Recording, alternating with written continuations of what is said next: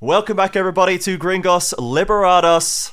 Another 2 weeks of playoffs have gone by, and social media is aflame, everybody. It's all kicking off. VKS out. Leviathan out. Furia advancing. Sweeping them aside, moving on to face Los Grandes. Now, I'm Trajan, joined by 404 and RMC on this episode. And we've got to say goodbye to two quite different teams in this episode, everybody. And there's quite a lot to pick through with the first of them. The first series was Leviathan VKS. And we had started to suspect last week that, you know what? Maybe that Lev matchup's actually kind of good for Lev. You know, maybe when you think about the players and where the strengths are, it's looking more doable by the week. And it looked so doable that they did it. They beat them 3-1. And folks, they looked like the better team in almost every way. They looked like they were just better. Yeah. The games were not stomps. They had to work for it. Leviathan ultimately were still a young team with flaws that were exploited, but EKS just could not get their feet under them, man. RMC, this series, I guess when we were going in here, compared to we all kind of knew that Leviathan could do it, right? Once we were like sitting down, the games were starting, how convinced were you? How much of a surprise was it that Leviathan actually got it over the line in the end? I mean, last week already, I wasn't terribly surprised, right? I was already saying that Cade have other issues going on, and if they don't solve the other issues, it kind of doesn't matter what happens on the Rift. And I think that was really evident in that series because, yeah, like in game 3 when they won, they picked like a hands draft, and so did Leviathan, and you could see that Cade stars can match hands. That's not the issue. It's kind of just working together as a team. And yeah, Lev is working better and better as a team. Cade was not. So it didn't surprise me. And I think if you watch back, you'll see that, yeah, like costing wise, Brendan and I were already setting a bit up that expectation going into it. Yeah. Yeah. And that game one, especially 404, we had like the Rise pickers always heavily contested in kind of the first game of these series. But Enga went a little bit crazy on it. Like, he kind of went bug mode. Yeah. He went excuse me. No, he went turbo on that pick, man. And it's like, like you said, it's always been it's this in 2026, it's been a heavily contested pick. But, when Enga gets his hands on like this or the Casio, right? These just late game can clear a wave, go up. Because like the triple kill that kind of set him on, on his way was up in the top lane, reacting to, I think, a dive actually started by Cade, if I'm not mistaken. That they kind of tried to dive the top lane tier 1. It went a little sideways. Enga Rome warps his way up there, and just kind of takes the bull by the horns, and that's kind of leading into another thing. Like, do you guys think that Kots like in lane got outclassed? Because my read on the game, again, I didn't cast this game. I watched it back afterwards. The games don't stick in the memory as much unless you're casting them, I believe. I didn't feel like he got like outclassed in terms of like individual matchups, but what Enga was doing on the map and the way he was being more efficient about his time was just night and day. Like, Enga was able to find advantages all over the map. And I think the Rise game, maybe I'm holding that too much as like, oh, well, he did this all the games. But like, even as I was watching back, I was like, he's not getting slaughtered in CS, but it's just he's kind of being more one-dimensional, whereas Enga seems like he's just having a way bigger impact. Yeah, and that's the thing with Quads, right? Like we mentioned on the broadcast that he's been in Academy or in Tier 2 for like 5 years now. Yeah. On Pain Gaming Academy since 2021. And he's never been promoted, despite the fact that he's actually won the league, I believe, twice. 3 times? Twice. Once with Cade, 3 times. Twice with Pain, once with Cade, and he's won Challengers Americas. And yet he doesn't get promoted. It's because he doesn't have that big carry, like that X factor. His late game is fine. Put him on a late game and get him to the late game, and he'll do damage. But his laning, like Lunar, we joke about it in my coach stream that because there was one time the font made his name look like Oats. So we jokingly call him Oats when he does badly. And Lunar was saying that, yeah, he's Oats. He's bland. He's uninspiring, but he's good for you. It's like, yeah, kind of true. His laning is really meh. And unfortunately, I think for that game one specifically, that was nerfs from Quats. I've seen him perform way better on Tilia. I think he just kind of misjudged coming into it. He's not used to playing these tier 1 mid laners. He doesn't get punished that hard in tier 2 for laning because unless you're facing Takui, like who the hell is abusing that hard? Yeah, even House isn't abusing him that hard. And he walks into here and Enga's like, today, well, I'm going to put on a show. Like Lev is all about just go. So Quats just got run over. And you can see in game 2, 3, and 4 that Quats like, adapts to that. He doesn't get run over after that game. And Rise shouldn't run you over in the first place that hard. Really. Well, and that's the thing, right? I mean, like it got slingshotted by something that wasn't really like Kotz's fault, right? He went up there, and all 3 of those kills got funneled onto him. Suddenly, you've got a Rise that's 5-0. He's got both his stacking items pretty much charged by that point. You go, well, shit, go next. And then like a little later, he's 9-0, and you're like, okay, man, like, what am I supposed to do about that? Like, I didn't die 4 times in that last team fight. I can only die once per fight. Like, why has he got 4 kills? Yeah, it's the cartoon duck pointing at himself. Like, did I do this? Yeah. So, like, I really appreciated that this was like Enga's or one of, because he's had like good games before, but this was like the big highlight game for Enga, because Devast has had them now. Bookie's had them with that like Aatrox invade shenanigans that he was pulling against Pain. And then Enga's had this Rise game where he completely dominates every team fight, stacks up gold, and then crushes them with it. Like, all 3 of those new players had massive highlight moments to kind of cap off this season for Leviathan. The bot lane we knew was serviceable and strong, and they looked kind of even a little better than they did last split. They seem to have settled in a little more, and they're looking solid. So it was a good way for this to play out for Leviathan. I think with Quats, like, he's just there, you know. He's an academy mid laner who was put into, by all accounts, doesn't seem like a great team environment right now, in a very high pressure situation, kind of Marvin-esque. Like, this was just a doomed slot for him, and he did what he came to work that day. He did his job. Clocked in, he clocked out. He clocked in and out, absolutely. So I don't really have too much more to say on Quartz, you know. Yeah, he is an academy mid laner who doesn't look like he's being jailed in academy, that's for sure. Looks like there's still time to work on there. Mid isn't our strongest pool by any means, but you know, it's just a rough situation for him that sadly we've seen done to 2 different people in Split 1, or the Cup, I should say. If anything, I'm much more interested to discuss VKS because of the news that dropped this morning, right? Like so VKS are out, and we already had before the weekend, I think, right? Or was it directly after the weekend, when SeeEl was saying there will be changes? He said it in an interview. He said last week already that there will be changes. There were issues, that there will be changes, things will be done, and that he can't keep covering for players. And that point, he already mentioned that, like, he stopped taking people were guessing accountability for everything. And that sent us into overdrive. Most people suspected Miryu just because of the massive performance drop-off that we saw there. And the solo queue thing. Miryu then had the solo queue thing, which, to be fair, like, when Miryu then handled it, like, very PR trained, I was like, okay, well, they're still, like, clearly giving him proper advice, and he's not, like, just doesn't care anymore, and he's just flaming people in solo queue, and he's like bird-dolling his way out of here or something. So I was like, maybe it's not him. And like they gave him a fine, they sat him, right? There was like a punishment done. Which is like, if you're gonna kick him, you just kick him. Like, why would we do all this stuff and then kick him a week later? So I don't know, honestly. That was kind of my leading guess.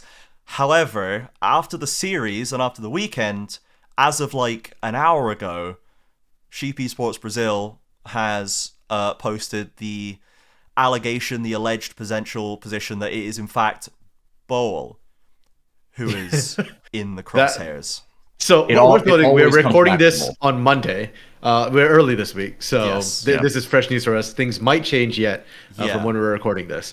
But yeah, for my money, I did not see that one coming. I thought Bowl was their best performer, so that's a bit of a shock. If I had to take the second guess, just by process of elimination, I think it would have to be Bowl, to be honest. I don't think we're kicking Kaiwing.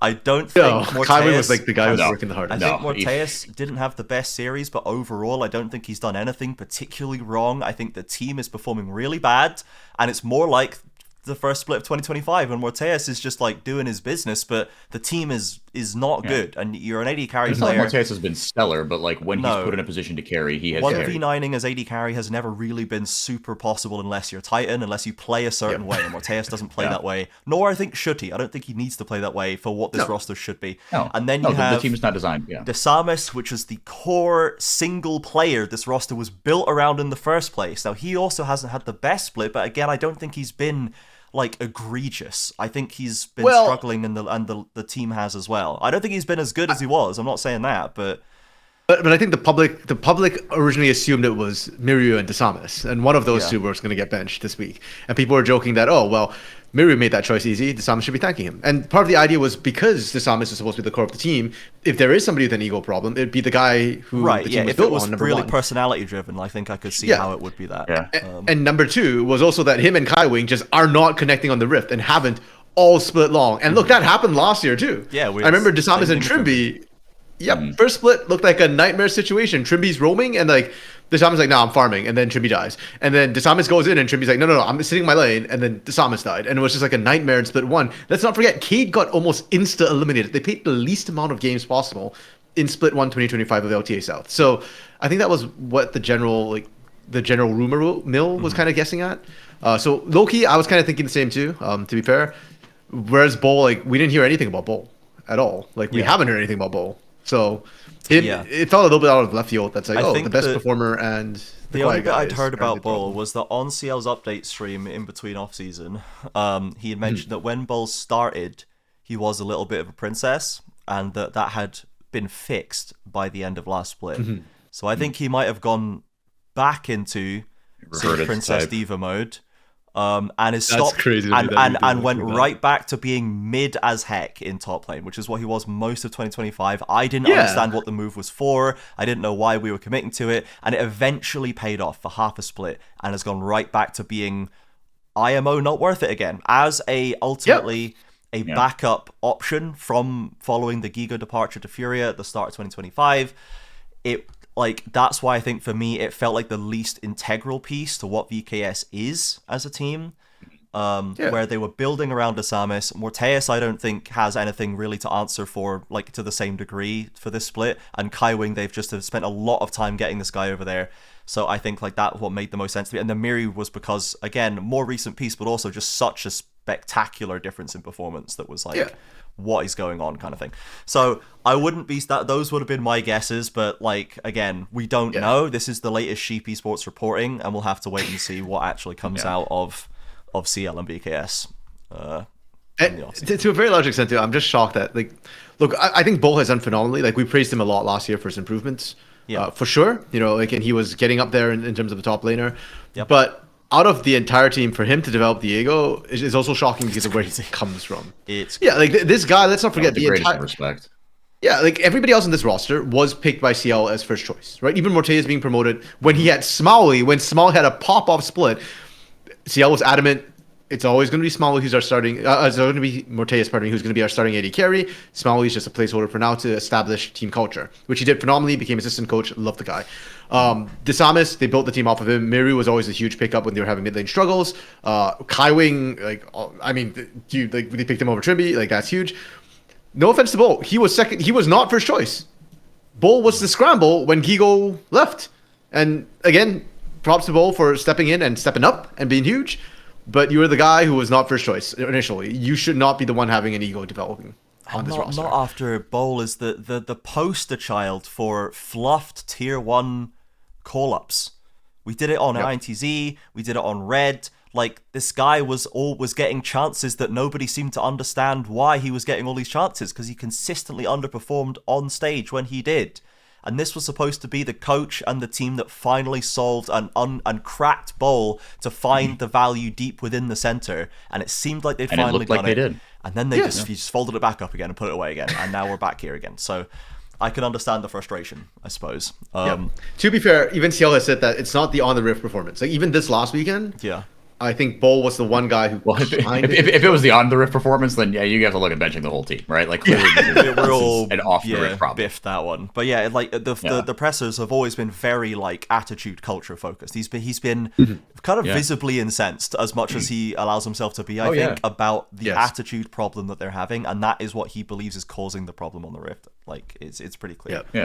So because that's I mean, and for like, you know, I know we have a pretty loyal audience, but for those that kind of don't know kind of the history of CL, like he does have priors for taking things on himself, right? And it's like, no, this is my fault, right? I got out drafted, I wasn't prepared, right? So, you know, to kind of see him just like, nope, none of this is my fault. The coaches are sleeping at the gaming house, and people are showing up late, right? Like, we are doing everything we can to put everyone in a good position to succeed, and everyone is just, you know, it is the player's fault. It is not my fault. I mean, I guess, look, I tend to think that, like most things, the truth is probably somewhere in the middle. That being said, in this situation, I'm more inclined to trust CL just because, like I said, he has the priors for being like, no, when it's his fault, he will just, like, self-deprecate to the point of, like, even when stop. You could conceivably, maybe, possibly argue it's his fault, he will take the blame. Like, it doesn't need to be... No, he does a good job of shooting his players in the past. Yeah, he seems to clearly believe that the coach should take responsibility wherever possible. So... The fact that he's not doing it, I would tend to agree, but it's like beware the anger of a quiet man or something. The fact that he's finally like, nah, it's them. I'm not taking the blame for this. When a good man goes to ruined war. this. That's okay. I don't think he would pull that out lightly, to be fair. So, yep. So we shall have to see again what comes up further from this, what the changes are going to be. It's at this point, there's not really much more to say until we know more. Like, it's a disaster. It is an unmitigated disaster, the scale of which we have actually rarely seen in the CBLOL for the last few years. Well, so there is some interesting spin-offs from this, because if they do want to bench bowl, the question is who fills his spot. Super clever. Because right now they have Zekis. Apparently for the week, they had Zekis filling his spot. Yeah. But what's interesting is there's actually another top laner who's still under contract from VKS, who if only they still had Shino. Arguably was their first choice. Yeah, Shino is still. Yeah, Shino's only loaned. He's loaned to Loud. Oh, yeah. So he's technically still a VKS player. That's the big question mark right now, because it depends on the terms of the contract. Because Loud's gonna be like, nah, bro, we want this guy. This guy's sick. Actually, yeah, because that's a speculation on Twitter right now. Is there a buyout clause? And if there is, Loud, activate it now before he gets recalled. Yeah, seriously. Because otherwise, Loud is just gonna buy him out. Like, while he's still not as expensive, they should probably be looking to just lock that boy down. His value, with the greatest respect to Shino, his value. I mean, well, I suppose it's never been higher, but it's still low. It's only one split of sauce. It can only be so he could go back to being after mid. one split. Well, but if he goes to the Copas America and beats what if he North claps American Impact teams, or whatever? Like, Yeah, I mean, especially Impact, it's doable. Yeah, like, bro, Impact will give you those games sometimes. Like, like if he picks Guardian again, if he claps Thanatos, maybe. If he claps Thanatos, then this. If he claps Thanatos, he's to the moon. Then with the greatest respect, Cloud9 will buy him. Like, they'll swap him for Thanatos. At that point, you're not worried about Loud buying him out. You're worried about the NA teams buying him out. Yeah, FlyQuest is going to do another Griffin steal. It's going to be criminal, man. Yeah, so if it is Ball, in terms of top laners that are around, if they can recall Shino ASAP, that would probably be the best thing to do. Whether Shino wants to go back into what is clearly a pretty rough environment, because I'm actually having fun on Loud. We're just winning. We're outperforming where we thought we were going to be, and I think Loud's fun and the fan base is cool. So no, thank you, sir. You can keep that. So it depends how much CL kind of pull he has to be like, now come back and work with me. I am the premier coach, you see, in this system, which he probably still does have a lot of pull for. So that could be the option. But if it's not Shino, Zekis. I guess Zekis. Yeah. I'd be excited for Zekis, to be honest. I think Zekis has a lot of upside. So yeah, like I say, and like Shino was a similar kind of like, this guy's good, but like, is he gonna do well? And he did. So Zekis could also just do well. Like, we do have players that will just rise up to the level that they're put in. So okay, man. Right, let's talk about Leviathan a bit more. So next we had the series between Furia and Leviathan. Yeah. And this was there were two ways that this could go, which kind of Rudy and I were talking about before we went on, which is either the two acceptable ways for this to go is Furia stomps Lev in about 90 minutes and moves on, or Leviathan beats Furia in a 5-game classic. If Furia wins over 5 games, that's the worst of both worlds, because the best outcomes for the region is Furia is good, or Leviathan takes another massive scalp off the table. Yep. And we did get the Furia looks good outcome. It seems like just as the Leviathan VKS matchup is surprisingly good for VKS, I think, for Lev, I should say, I think the Furia Lev matchup is horrendous for Leviathan. I think their strengths are in all the same places. There's no easy counter matchup that you can pull. They don't really have a good way to get a draft advantage, and Furia are just more or less just outperforming them at all the ways that Lev tend to outperform their opponents, and that has just proven to be the case in all 6 games they've played, pretty much, so far this split. And if they did somehow manage to beat Furia, they'd have been absolutely bodied by Los Grandes. Because Los Grandes is like even stronger in the early game, which is where Leviathan likes to play. So if they beat Furia, I would start to question that. I'd be like, okay, they can beat anyone now. If they have the sauce to beat Furia, assuming it wasn't like a crazy underperformance. Given that Los is fresh off a 2-1 loss against Loud, I'm not ready to give Los as much credit as I was 2 weeks ago. Sure, but the problem is that I've seen Furia. Like, I feel like Furia can throw games. Like, Los hasn't thrown any games; they've just lost games. But Furia, I can see worlds in They which Furia almost loses threw that because first they one threw against by Loud, accident. but they did hold on to it. They did hold on to that game one against Yeah. Loud. That would have been the So- thing if it was going to happen. True, yeah. So, but we've seen they Furia have like it. actually hard throw games for like Yeah, for they funs can show sometimes. up and So I could have completely seen that happen. sprint team Yeah. fights. Thankfully, Gigo can run it Gigo down. was on form. Yes. Like that was a beautiful series from Gigo. He was Gigo. I mean, Furia still did almost throw game two. Not throw, but they No, it was a screwed harder up game two a too. little Yeah, bit. they didn't. Yeah, Yeah. like Leviathan actually got like punches on them in the early game and got out relatively even. Yeah, and then But- Furia decided to like randomly dive at Nexus for no reason. Yeah, like there was a little bit of Furia was still doing Furia things just a little bit. Yeah. It was like that bot dive in the first game where they were just like diving bot inhibitor turret with like 4 versus 5 eyes behind the turret, and they're like, well, let's just send it, I guess. And they somehow get away with it because they're so far ahead in their Furia. But I Yeah. was like, that should have been like you get aced, and then the game takes 10 more minutes because of that play. You know, like. Game one like doubly cracked me up because Engel always hovers the Anivia, and then Tuts was like covering it. I was like, he's not gonna pick it, and he picked it. I'm like, Yeah. okay, Engel. The trap has been I laid. mean, it was the right angle for it. There was the Rise. Yeah, Engel picked Rise, and Anivia made sense. Much better. That was just really funny. For old Yeah, and then Tots. Tatu went nuts. Tatu single-handedly carried my especially in game one, dude. He Fantasy was, League. Bro, Yeah. he is This special, man. I think that was my Pantheon on kind this of. Dude, it's game two. The Holy. Jungle Aatrox. Like I hate the Jungle Aatrox, yeah. Aatrox, and Tatu made me like Tatu. Like if that was the game of Jungle Aatrox that I first watched, I'd be like, Jungle Aatrox is broken. Yeah. Yeah, this is the most busted thing in the world. Yeah, you just, now watch this draft. No, he was. I think that was kind of my biggest takeaway was like, this was kind of as close to peak Tatu as we've seen in a while in terms of like in a straight Yes. best of series where he's just like, oh wait, no, he is. There's a reason why he is something special. Why he is, last year outside of Inspired, it's like, is this dude the best jungler in LTA? There's He's probably top people. 3. People are saying this. Many people are saying this. Yeah. Yeah. Yeah, no, he was awesome. Right, and on a couple like very kind of similar styles of champion, right? These kind of bruiser type champions. It was Wukong, Aatrox, and what did he do in game one? Pantheon. Yeah. But he likes No, his carries, and I like his Yeah. carries. It looks really Yeah. nice when he's on it. Yeah. Like when he's on Sedge, he used to play Sedge in CD, and I'm like, or in Academy, and I'm like, okay, that you have to do your job. And he got creative with it. I still remember, was it his first or second game in CBLOL where Gigo called from the gank topside. He flashes over the wall of Sejuani in order to try and pull up the gank, ends up beating a double kill with Gigo, and I'm just like, yep, like that's fine. I'm okay with this. Yeah.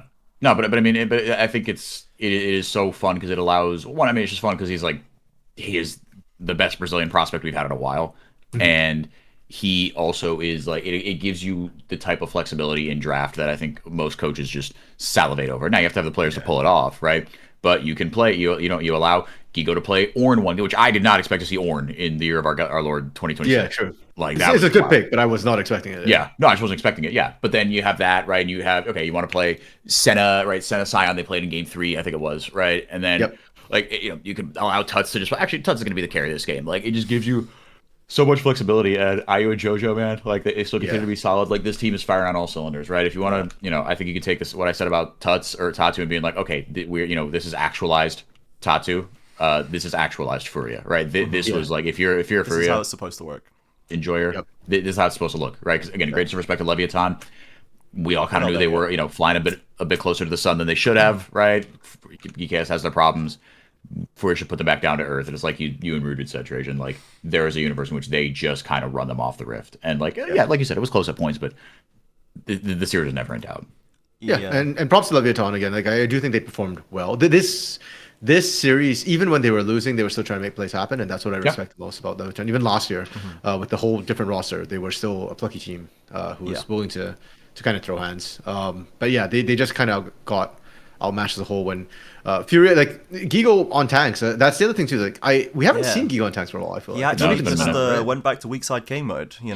Mostly. I think it was and Jack's game. as he's well, really good at it. I forgot how damn good he is at tanks. He's like, uncrackable, and then man. Jojo and Seraphine. The fact that was it last week we were just talking about Jojo on Skarner, like it's a bit of a joke. Like that was his support. Dude, that game was crazy, That was man. funny though. That was a funny game. But at the same my time, God. he's the only Seraphine player right now in Brazil for supports, right? In terms of Yeah, I don't know CBLOL. why we're not seeing more Ashe Seraphine. I guess it's just because no one likes Ashe. I think that's probably the bigger problem is that already carriers don't want to play as much Ashe because it's the only time you really see Ashe right now is the Ashe Seraphine players, and you get a couple of them, in each region, but they're not very Yeah. prominent. But 'cause JoJo's everyone just wants to play flexibility Nara gives every them game. so much choice, right? And now we got flexibility top, jungle, bot, like everything. The only sore point for me is still Tuts. Like game 2 in that That game too Orianna. is his dude. He was dying. He was running it down that game. And like, okay, props to Leviathan for identifying that Tuts was the vulnerable person to pick on. But also, Doesn't brother know the Tuts, range why of are we seismic pushing shove. up? He actually doesn't know the range of that skill. He played so many Talia games and he doesn't know where seismic shove goes. He like literally 4 or 5 times he's just walking up to Talia and gets caught by it and dies. And it's like, dude, can't even run away fast. It's like, brother, dissonance and run, dude. Like, what are we? And then the other problem too was in a lot of those situations, I'm watching that going like, there's Weaver's Wall and there's Tempered Fate onto this, and there's Bard Talia. Yeah. They can hit you from like half a map away. You cannot push on the side lane like beyond the turret that late in the game. And he keeps walking up to Devis, and I'm like, yo, you have no vision on Bookie. We can see Bookie like hiding on the side, and like, I can see that he's looking at you right now. Like he's beeline you, bro. Like you left the turret. Your target, you're public enemy number 1. Like, what are we doing, dude? Like, that was a stinker, bro. It was so weird. Because mechanically, the funny part was Tuts did well mechanically for the position he was in. He put the shield on Tattoo and he pressed R in the team fight. And then at the end of the day, he could die 7 times or whatever. And it doesn't matter because he put the shield on the Aatrox and he pressed R. So there was a specific dive in the top lane. After he died a couple of times, Devis and Bookie just went after him under a turret. I remember watching Tuts like kind of put the shield on, you know, the distance to slow him down, speed himself at the edge of it. So he was like maximizing how he could run around, and he just got run down and died. And I was thinking like, you did everything right on that play. You did everything you could have. You dodged like every single skill shot that you could. But it doesn't matter because you shouldn't be there in the first place. Like, Faker can't get out of that. Like once you're there, it's over. Like, yeah, so some odd decision making coming out of Tuts. I am a little bit concerned because that's how you lose games to those traders. Like he did die at level 2 in game 3 into Galio, which is also very illegal. But after that, he was perfectly fine. Like I think so that the deaths in game 2 and his death in game 3 were still like, okay, we can't really be doing this, dude. Like this is silly business. But the way he was actually playing his champions, like in the context of the game, was all correct and good. So okay, yeah, a bit sus. But Tattoo's KDA, which I just like was looking at the stats and just was like, my mind was boggling a little bit, was 25.5 in that series. He had 51 kills and assists and died twice, which is absolutely nuts for a jungler. That is disrespectful. Yeah, and the way he was playing the Aatrox too, my mind shocked that he didn't die on the Aatrox game. Yeah, I was like, dude, not once, bro. You can't kill this guy. And he was the only carry like for the first half of that game. Like he was the one person holding that game together, and he still didn't die. Like it's with the margins you have to play on as Aatrox to be that character. It's crazy, but. Yeah. Seraphine Orianna double support is a hell of a drug, I guess. Well, the joke was that there was that one fight near the mid game on Dragon game 2 where Ayu and JoJo kind of got caught out, and Ayu barely survives, and JoJo's like healing him desperately to keep him alive. And I remember that you and Rude were focused on that side of the fight. And then I remember like after that watching it, like thinking like, wait, what the hell did Tasha just wreck their back end? And so like I rewound to watch it, and I'm like, yeah, Tasha's just wrecking them, and that's without JoJo and Tuts healing him up and in his back pocket. They just kind of like low-key ignored him at first, and then by the time they realized Tasha was an issue, they were like almost dead, and I was like, okay. Yeah. Like, sure. It's a bit tough. And then we did get the Senna Scion combo from Ayu JoJo. A bit of a classic from Ayu and JoJo with the Ayu tank play with JoJo Senna, which we do see about once a year. And we've seen Ayu do it with Zai in the past as well. It's a bit of a special for them. I remember the Senna Udyr game that was really dull and bad, and they lost. And everyone was like, why did we do that? But they proved that they could do it. Ayu's Scion was kind of cooking, bro. He was doing great frontline Scioning. His Scion mechanics were great. And JoJo played a mean Senna. So, you know, fine if we can also do that. Because like the thing that I'd wondered about when I saw that was like, remember when Ayu was getting Yasuo banned against him every single game at International because he was just Yasuo bot laning every game, and like G2 and stuff had to permaban it? Remember that? To be fair, Misfortune was also meta at that time. Yeah, and like we had like this point where Ayu will just pick melee champs sometimes. And even if the Yasuo makes more sense for a bot laner, the Sion's also an option. And the pick one Sion that we assumed Gigo was just going to go tank mode for the third game, and they swap it to bot lane at the last minute. That's draft tech, bro. Let's not forget how IU made his debut though in Tier 1. This guy was a support to start off with Belbeth. Yeah. Yeah. So I mean, melees are again something that even he's quite Belbeth comfortable would with. make a bit more sense than the Scion for a player like IU, right, where the mechanics are such a big part of the package here.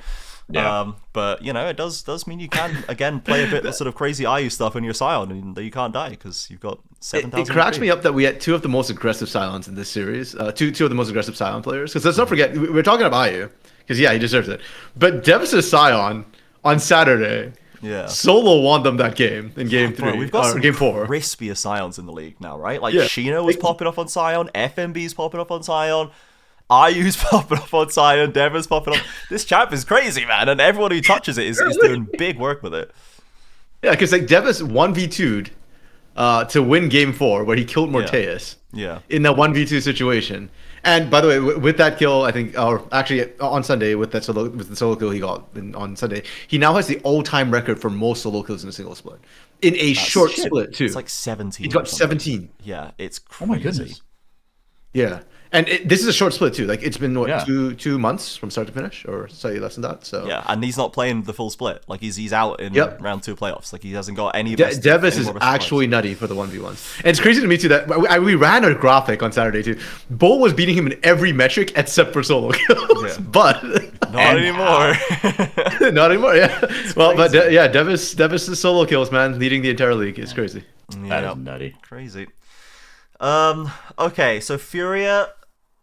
We're back to like split 2 2025 Furia by now. Like Tatu is gapping every game.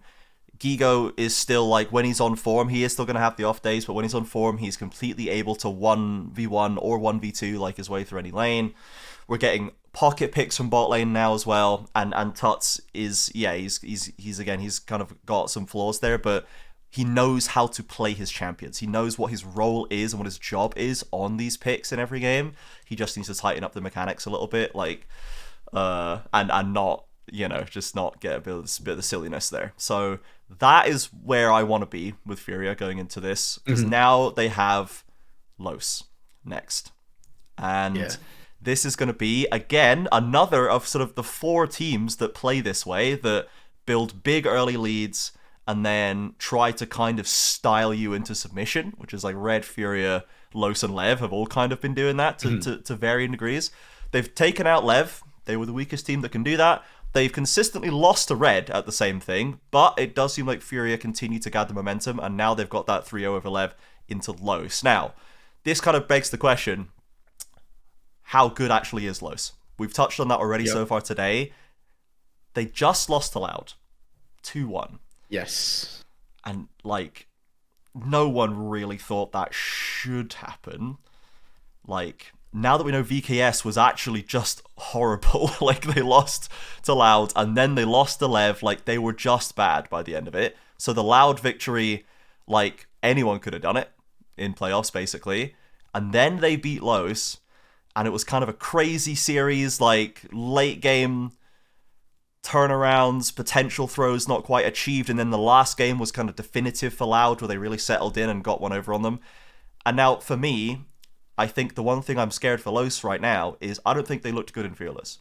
I think their drafts after game 1 suffered a lot, and Furia kind of goated in Fearless. Like, they've got deep pools every single role. They will play Scion bot lane if they need to. Like, that's the thing I think is really going to scare Los for me.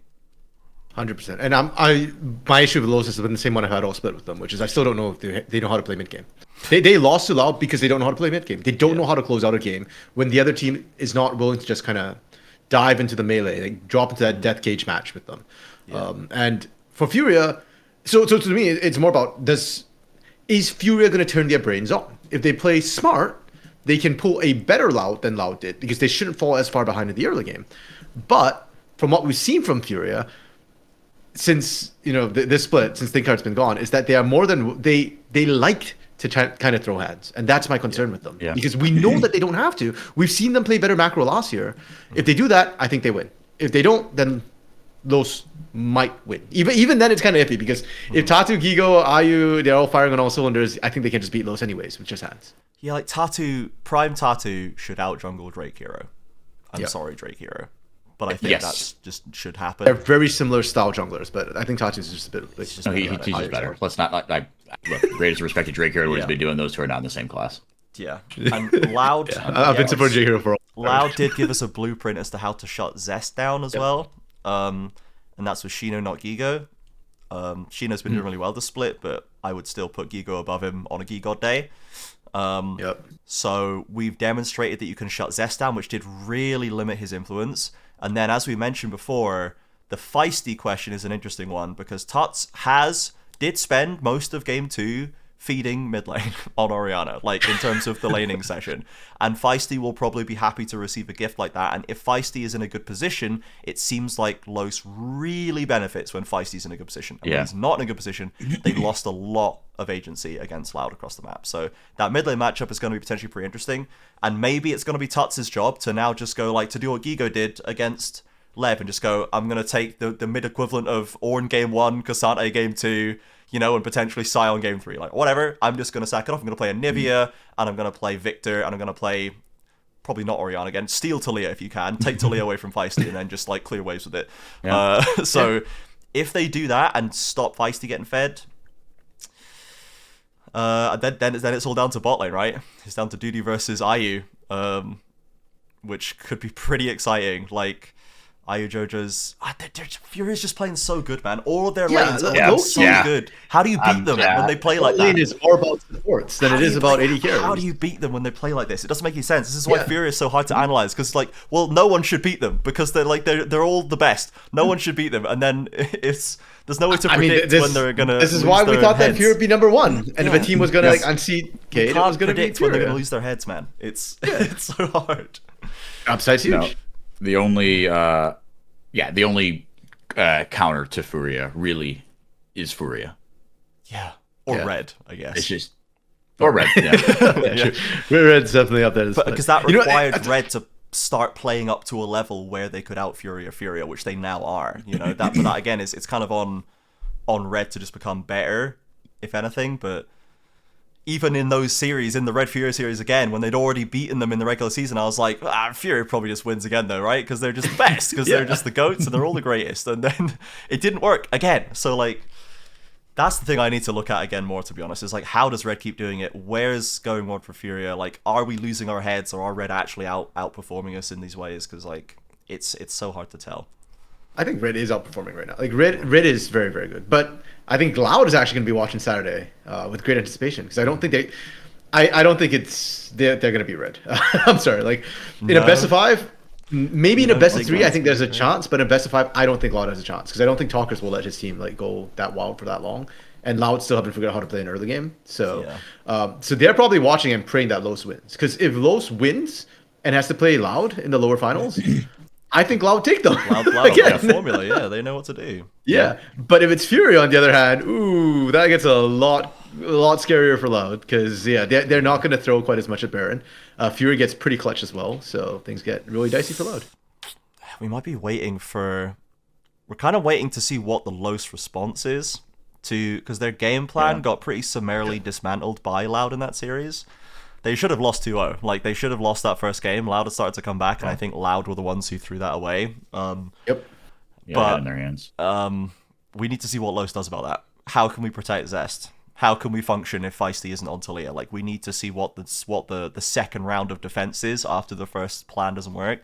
And if they don't have another plan, then they're just gonna bomb out in 2 series.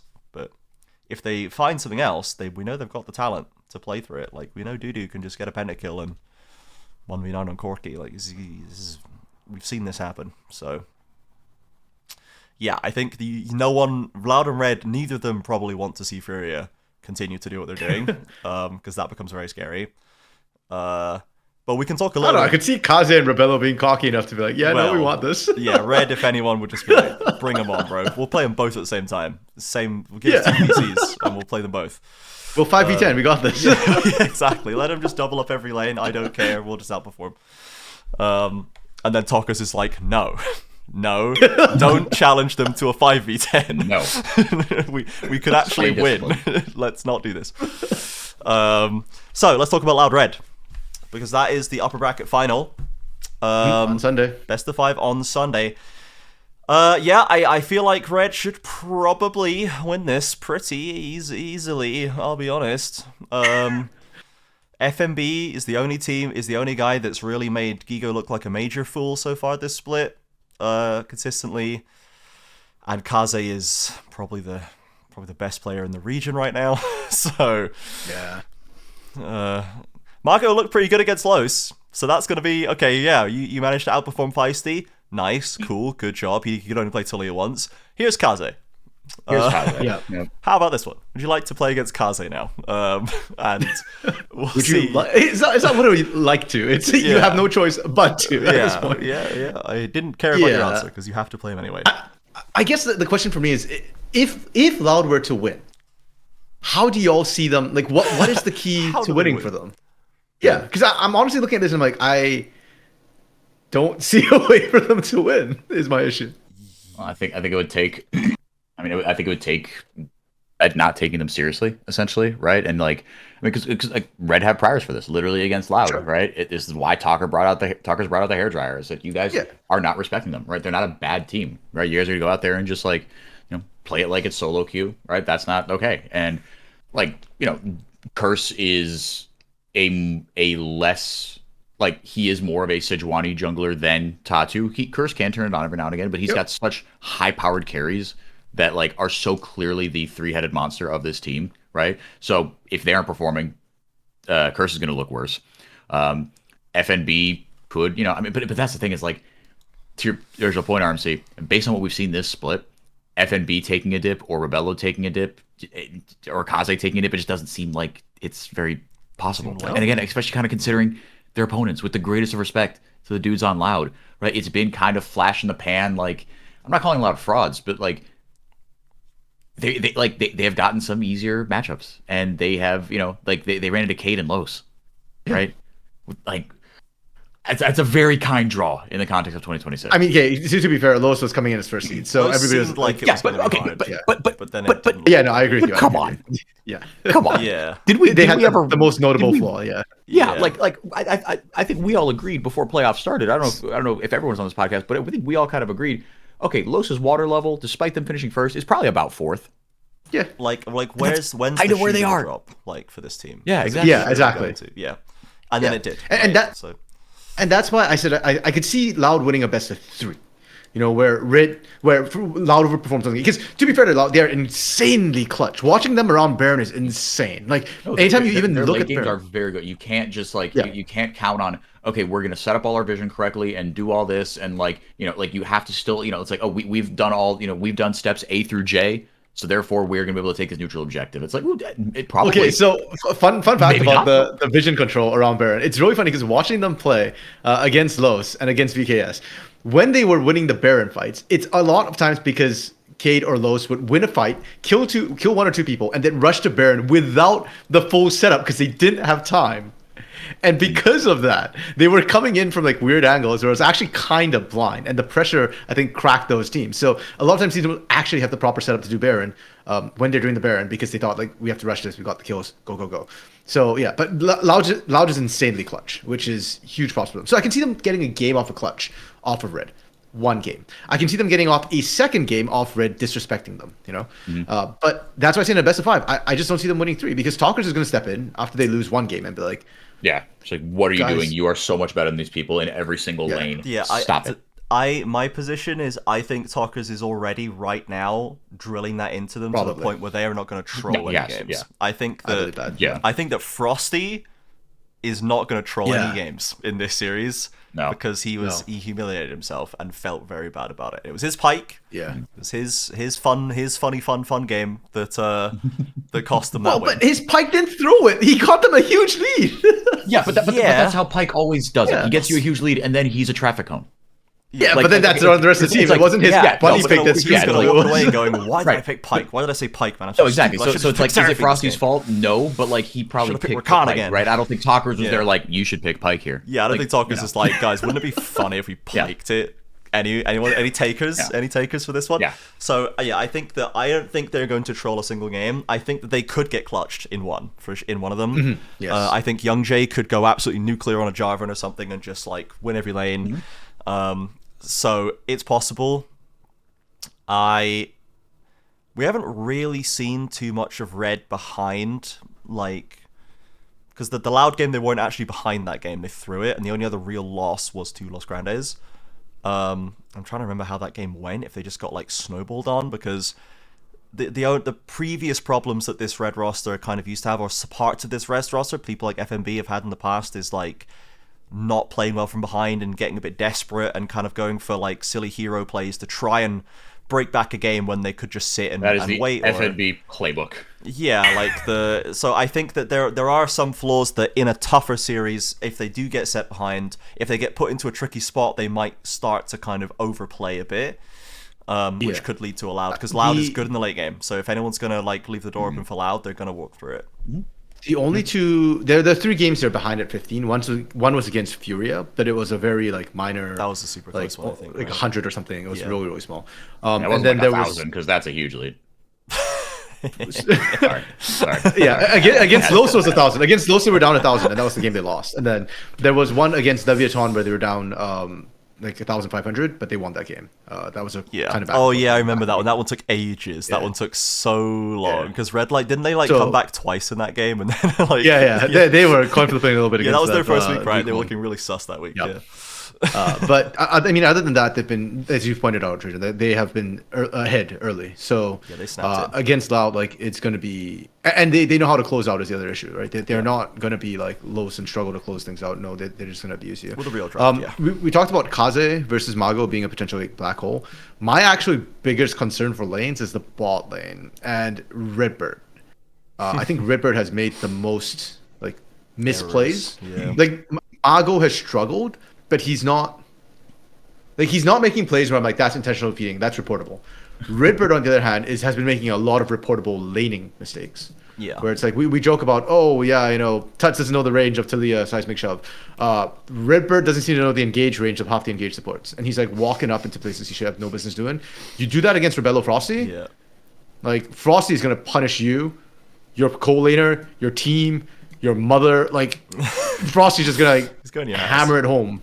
Yeah, so I'm a little bit concerned more about the bot lane. If that bleeds out, and assuming that Mago can't find any traction in the mid lane, even if Young Jay goes nuts on J4, he's just going to be cannon fodder for the bot side of the map. Yeah, it just like Red kind of for a similar way to Furia is I'm like, okay, are they going to turn up playing at the level that they do almost every game?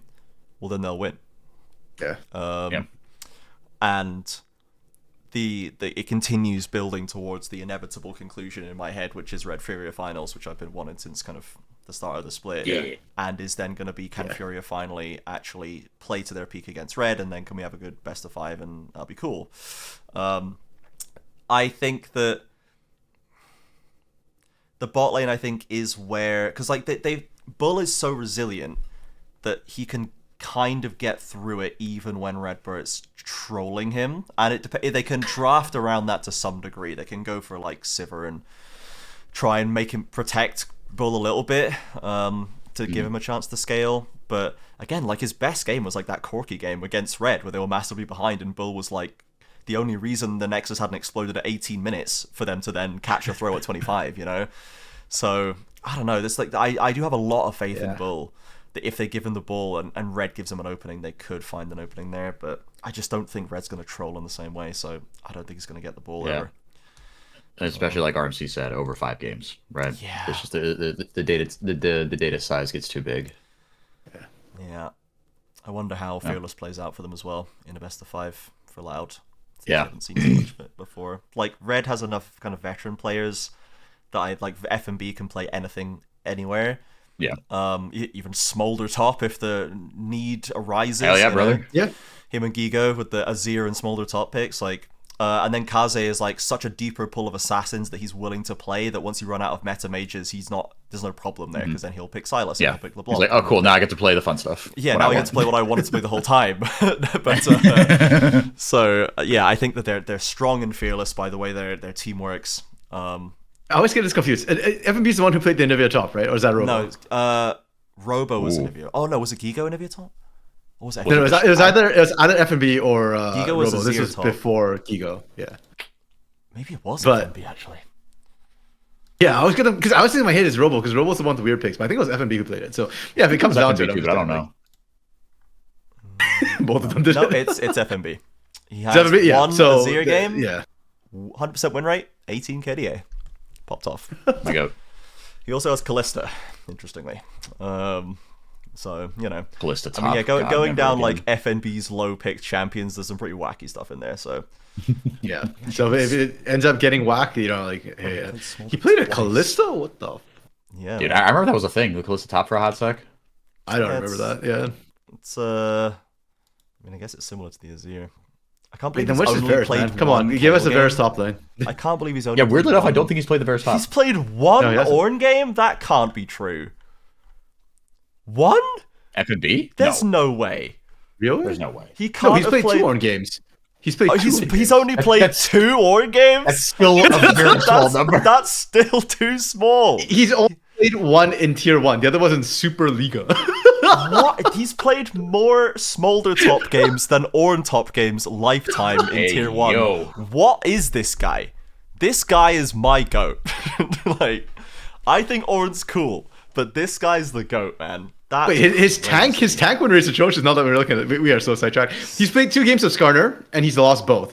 He played 1 game of Zac and he lost that game. He's played, as you said, At the least he Ornn won the games. Ornn game. He won the Ornn game in tier 1. He's played 3 games of Maokai. He's lost all of them. Shen, he's won 1, lost 2. Sejuani, 1, 2, lost 1. He's played Same 5 with Chua. Vladimir games and lost all of them. That's That's the best stat actually. Wait, maybe FNB actually can't play tanks. Oh, What is dude. this? just Sion, that's it. only I Sion. mean, to be fair, on the And best Cassante, FNB I'll give him teams, Cassante. he has been a legitimate carry threat. Like the best FNB teams Yeah. have been like, yeah. Yeah, I mean, his most played is Renekton, and he's almost like he's approaching double the games of the next highest champ, which is Gnar. Like this guy is a kill you bruiser. Tell me boy. you've been around the scene a long time without telling me you've been around the scene. a long Yeah, true. Dude, one Ornn game is That's funny. insane. Okay. Right. Okay. Let's end the podcast there, right? yeah, it's a good one to end on, but let's do skate through the rest of it quickly. But let's move on to other things. To check in on the fantasy, I forgot to set my fantasy this week, and I got 40 points. With 2 players getting any points. Most of it was Fury's the Furia coach. And Luna Day has rocketed into first place because she actually set her roster with mostly Furia players, and And she had enough money to actually buy all the Fury. and they completely popped. So the fact that this week actually Ray also, who has been languishing at the bottom of the table all split, has now jumped up to 5th as well. There's only 4 teams playing this week thing that kind of spikes everybody in fantasy has certainly shuffled the standings a little bit. Hey, you got to take advantage. You got to play the games in front of you. Yeah. Lunar Day did the you know what out of that. That was Yeah. Yep. like fair. Like you said, it's one thing to start all of them. It's something to have the money to sub them all. Yeah. Yeah, to get a bunch of Fury I did players not. at that point. Because now the most efficient thing to do is get all the red players, but they're like the top 7 most expensive things in the league. 6 of them are red, and then 1 of them is IU. Like, no one could afford all of red now unless you had them already. So So Rebello's right below IU in terms of cost. They're pretty much there. Yeah. The only player who's like not in the top 10 from red is like FNB. is he not? I guess he doesn't put big numbers up. I mean, you can't play. He's tanks. number 11. Oh, okay. Well, you know. But he's yeah. Yes, because he normally just and goes like 2, 2, and 9, and the rest of the teams. So, like so the 11 top and 10 is basically, remember there's coaches now, right? So there's Yes. six people in each row. So out of the top 10, it's all Furia and Red. Yeah. And the only 2 players on Furia and Red who aren't there is FNB at 11th. And then you've got 1, 2, 3, 4. Want to take a guess who's like at 15th? There's a dread Is of it a drop. Gigo? And no, it's not actually. Gigo actually beats out FNB barely. Oh, wow. They're almost same value, 0.1 more value on Gigo. Who's the worst performing player on Fury right now? Oh, it's Tots, surely. Yep. Yeah. It's Tuts. Okay. Yeah, I should have known that. Here we rack up deaths like that, bro. Yeah, He's still the second highest mid laner, though. Yeah, it's just Kazi Wow. and then him, right? Yeah. Yeah. Because even like players like the actual other best performing mid laners like Feisty, they're not KDA players. Their eye test is winning the game for his team players. And MAGO only started being good 2 weeks ago. So he spent most of the first few days getting no points. Yeah, MAGO's somewhere near the bottom still, I'm sure. Yeah. Okay, right. Let's look at the question quickly. Questions from Luna Day. We have got oats imbued, not imbued. Invoked is the word. Inspired. Invoked by Luna Day. Oats generally need flavoring before they are eaten. The VKS performance more telling of the 4 ingredients already on the team that couldn't find a way to flavor the oats. Sure, the oats may have been bland, but they were just the elevator operator on the Titanic. So this metaphor kind of fell apart at the end there, but like we were really consistent, and then we kind of hopped into the Titanic. But the point is quite clear. Again, it's a bit of a Marvin situation. Like, the guy probably isn't ready for tier 1 fully yet. You know, if you slapped him on Fluxu, like, people probably wouldn't care at all. But and he would probably do worse. And he'd probably do a little bit worse. But like, yeah, there's nothing he could do, bro. Nothing that Quats could do, really. So, again, I don't think Quats was ever like, yeah, he fed the early kill over to Anga. But, you know, like, once that was done, bro, like, I don't think any of the... He wasn't trolling. He was fine. No. Like, there were moments where Desamas, like, actually threw. There were definitely moments where Morteus actually threw twice, actually, game 2 and game 4. Big Morteus flubs later on. Like, there are moments where Kaiwing, you know, like, got caught out in rotation and stuff like that. Like, I think Bo was probably the most blameless on the Rift, followed by Quats. Yeah. So... yeah, we don't blame it, and he's already, as you've said, like, is already kind of like a bland style of player, so they needed some sort of... Miryu was the X factor that kind of rocketed VKS to the championship. They lost that, and they didn't have that in Quads, so there was not really too much to be done there, I think. Second question from Dark Knight. SeeEl had some pretty strong words about a player on the post-game interviews, even promising changes for next split. The thing is, we still don't know who it is. If you had to guess, who's the lazy ego field player being dumped next split? So our theory is... it's potentially Bowl. Well, Sheep Esports' theory is Bowl. Yeah, I would have guessed Miri before, but it seems like Bowl is the leading target for assassination, I suppose. To be fair, like you said, like I originally thought it was either Miri or Desamas, but if it's gonna be ego filled, Desamas would be a candidate. Bowl has not earned an ego, but he might have one anyway, and that might be the reason that there's not much patience for him. And like you said, Trajan, like SeeEl had kind of said that he had a bit of an ego beforehand when he definitely hadn't. That he was a bit of a diva, you know, and like didn't adjust well to actually trying properly. So once he's got the championship, mind, man. No, I agree, dude. No, it's nutty. We're all like sitting here like 30 years old, like you got to be on VKS and win a championship, and you can't even bother to show up on time now. I show up on time for work, and my job's not as fun as yours, man. Like.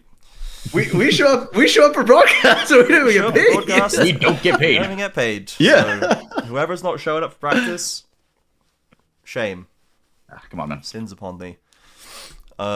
Okay. And the last question is Luna Day with what are your extremely early America's Cup expectations? Now we've got 4 out of 6 teams confirmed. Obviously the winners will then go to first stand and not go to America's Cup.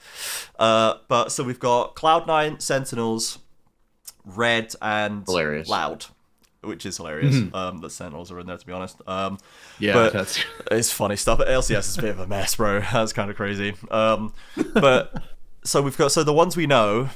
Cloud9 have stomped all of LCS, basically, right? They're probably just gonna sweep everyone, it seems like, at this point, unless I'm missing frankly they look like they have the best macro in the West right now, like not just in not just the Americas, but even are they in just in FlyQuest in terms of like they're just the best Western team, or look like the best Western team until arguably I'd say their macro looks cleaner than FlyQuest, partially because of meta shifts, but Cloud9 is really pushing the timers, which I don't think any other team in the West is kind of doing right now. Like their rotations are super good.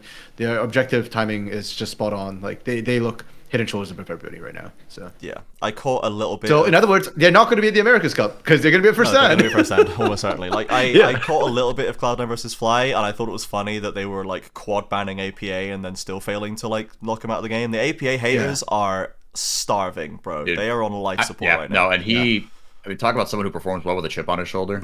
Like, That's like his whole brand Yep. is permanently shoulder chipped, and he was Yep. popping, bro. He was doing well, so that's yeah. pretty cool to see. how sustainable is it? I don't know. I guess we'll find out at the end of 2026 and the beginning of 2027. But for now, Yeah, it's sick. yeah. One of those TL splits, he was like first all pro mid laner, and it still ended the way it ended. Solo right? killed Faker. Like he was That's awesome. my guy. Yeah. And I will always respect him as a Ziggs mid main. So, True. okay, so we have probably Sentinels and probably Loud. I think we can say comfortably are not going to win their splits at the very least. Yeah. I mean, if we had to just like take them and think like Sentinels v Loud, I don't know who wins that, man. Like, they're kind of I don't know. zany guys. Like, they're pretty weird teams. I just want to see Shino body impact I do. repeatedly. Now, once you mentioned it earlier, I wanted to. I want to see Shino beat Impact. That's all I want. Yeah, I mean, look, but Impact could put him in the blender. He Like could, that. man. That is a very real. Impact could outcome do that to happen. anybody on Earth, Yeah. depending on the day. Exactly. He could just give him a swirly and leave his head in the toilet. I hope not. But on the other hand, there's also the world in which Impact just becomes the unkillable wall, and Shino just runs his head into it. And Yeah, then exactly. Mago think gets I'm Impact's both like, I'm going to play walls, Orange this game, you know? and I'm Yep. going to embarrass you. Yeah. Yeah, I'll just play Orange, Shen, like all the tax Zion, and just Yeah. ignore Who's whatever the hell you're doing, kid. Sentinels Like, jungler? Is that Hambak? Hambach.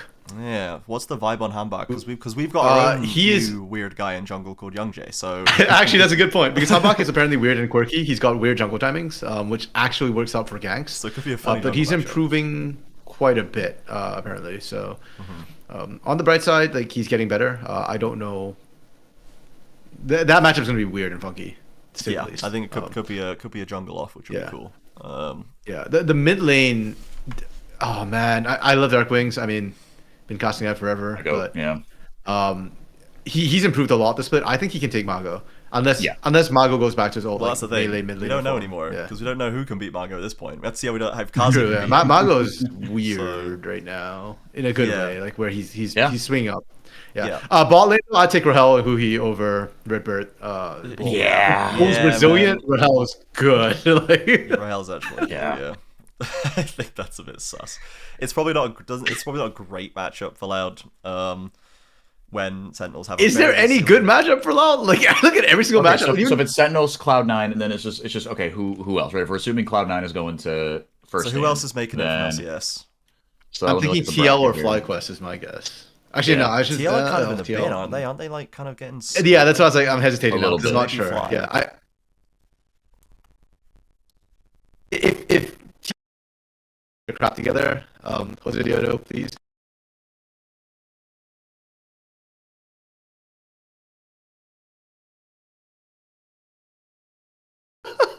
That would be funny. wild. But it's such a hard run for Team TL actually. The more I look at it, Yeah. 'cause they're starting with DSG and then they have to face Fly. I'm assuming that they beat Lion because I thought Lion was great on paper. They are dysfunctional. So I was right. Yeah. yeah, you are super teams never work out. Damn it. Yeah. I mean, you have to have such I was a right. My high... Lion hate watching split has been so much fun. Yeah, it's seeming like the fact that the rest of Fly was so kind of submissive and breedable means that Inspired and Bwipo could just design how that team works.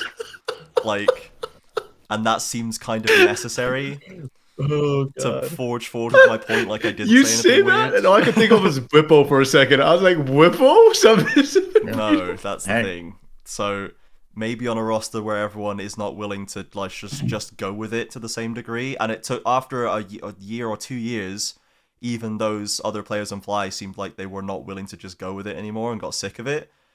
And if the new players that are with them with Inspired are already sick of it or had no intention of just letting them get away with that, it's just not going to work, man. The vibe's going to be too off. Well, let's look at the CBLOL side of it for a second, because I think that's the Yeah. side that like people are here for, anyways. So we've got Yeah.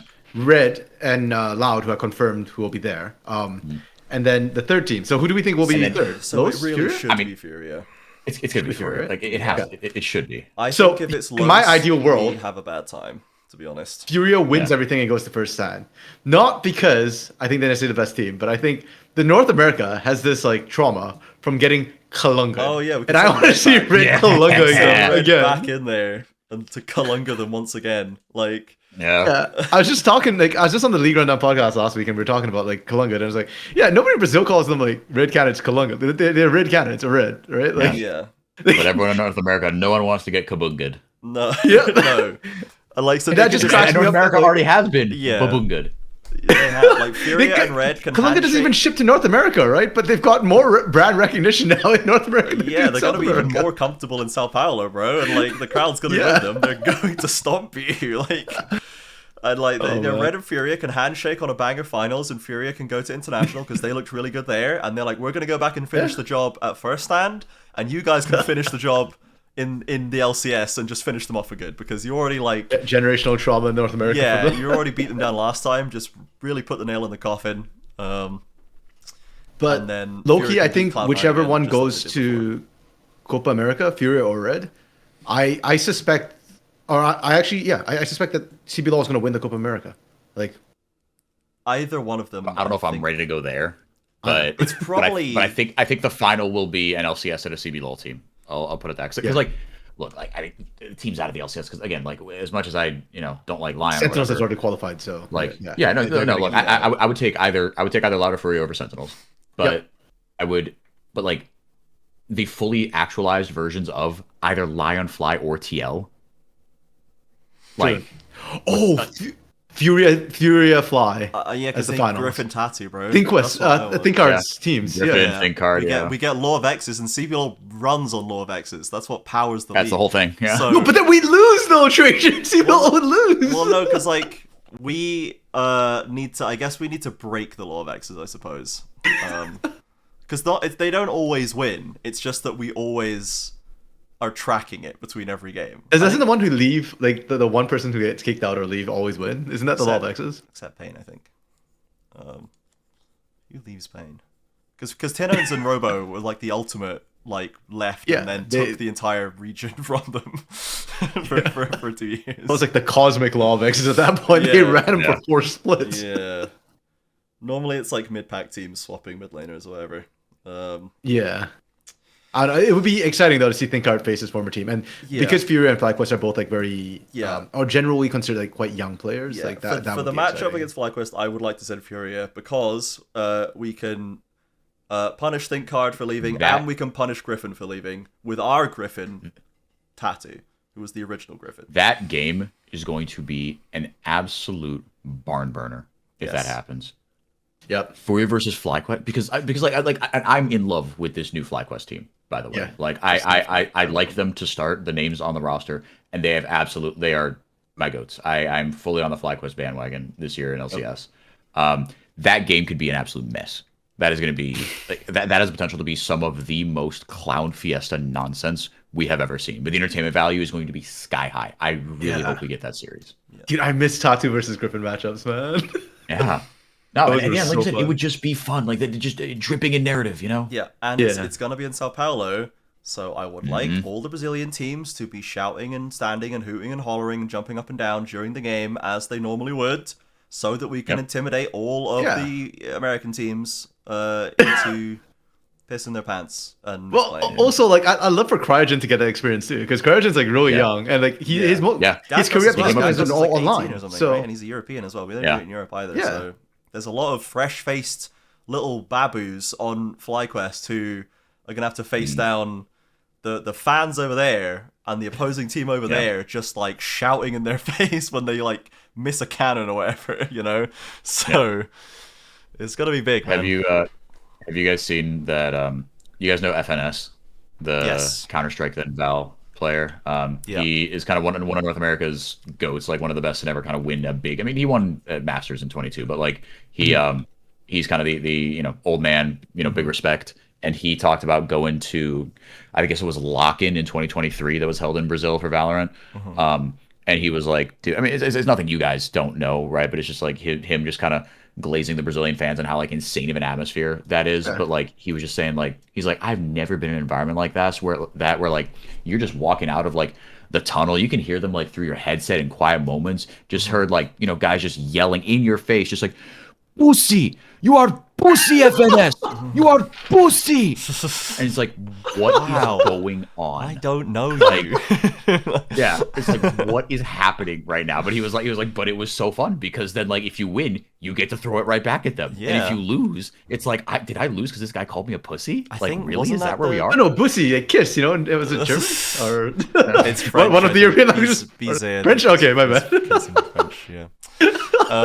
But it's like, wasn't that the one where like where Fnatic like mounted the comeback Yeah, those were loud Fnatic and came all back the from- fans left before the post game interview because they were so mad. Oh, it was funny, man. So, yeah. Dude, I would also love to see FlyQuest in Copa America too, because Griffin Ripper, that bromance needs to come yeah, back. they can reconnect. No, I would love, yeah. No, I think that Fly is the most Content's fun. gonna go hard. Now, Man. Yeah. will that happen? I don't know, because again, Yeah. like, I just think as presently constructed, right, in Split 1, if Lion or TL hit their ceiling, they should be FlyQuest. But And I think they should win the America's Cup. That's interesting. I hate to say it, but if they hit their ceiling, the talent is too strong on those teams. I hope. I they- don't know. think Furious talent's right up Jose there couldn't with get close to, couldn't sniff a CBLOL championship, bro. It's easy peasy. Like Yeah. he's washed. He's washed up. He fled the scene. well, technically, did sniff and he eat came- a he CBLOL pos- he championship placed- split one. No, that was Placed LTA highest. South. He placed highest Bro has never seen a of the CBLOL. LTA South teams in conference All I'm play. saying.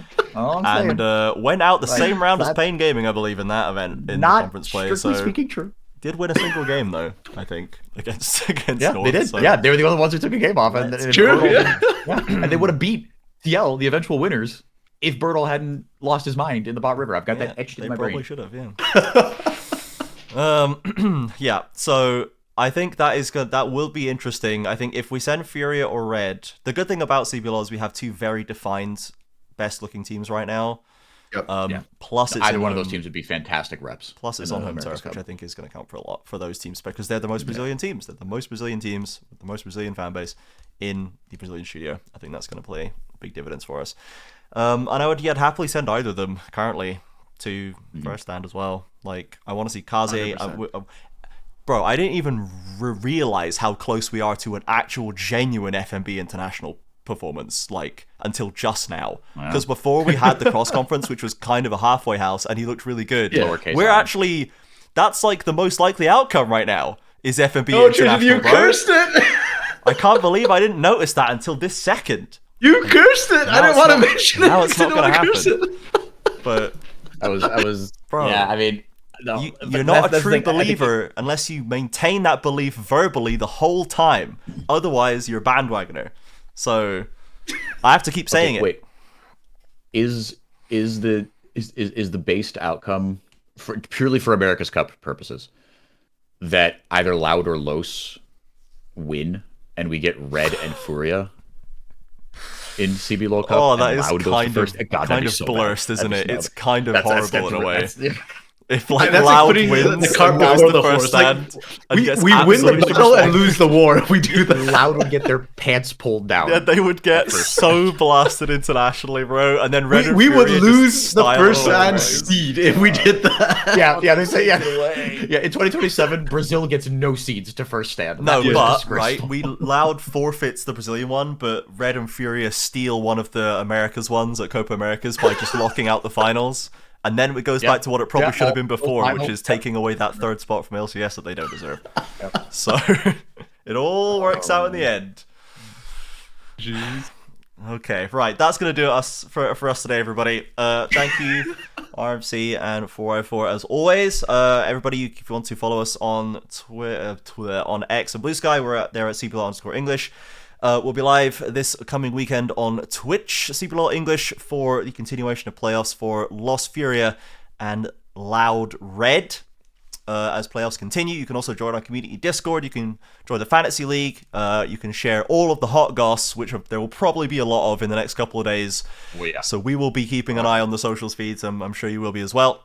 But we'll be discussing all of those changes and more in the Discord if you wish. Thank you very much. Thank you for listening. And we'll see you this weekend for more CBLOL English.